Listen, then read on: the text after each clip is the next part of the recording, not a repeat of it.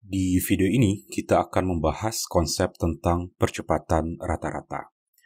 Percepatan rata-rata didefinisikan untuk mendeskripsikan seberapa cepat kecepatan sebuah benda berubah.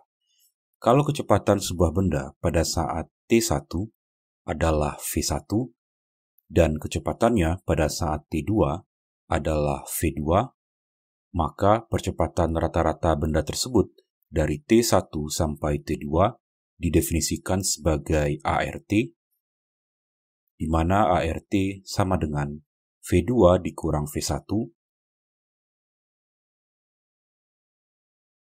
kemudian dibagi dengan T2 dikurang T1.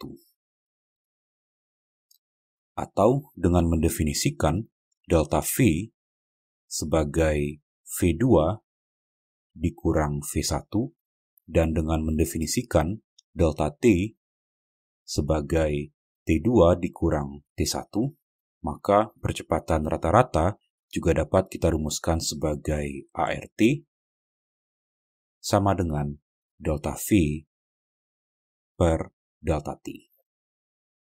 Dari persamaan ini dapat kita lihat bahwa semakin besar perubahan kecepatan sebuah benda pada suatu rentang waktu tertentu, itu berarti semakin besar juga percepatan rata-rata dari benda tersebut.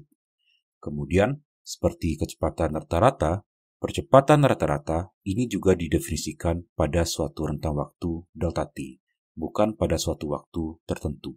Artinya, percepatan rata-rata sebetulnya juga tidak bisa mendeskripsikan seberapa cepat kecepatan sebuah benda berubah pada suatu waktu.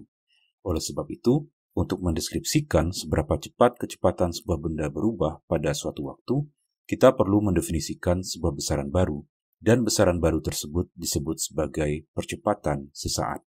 Dan itu akan kita bahas di video berikutnya.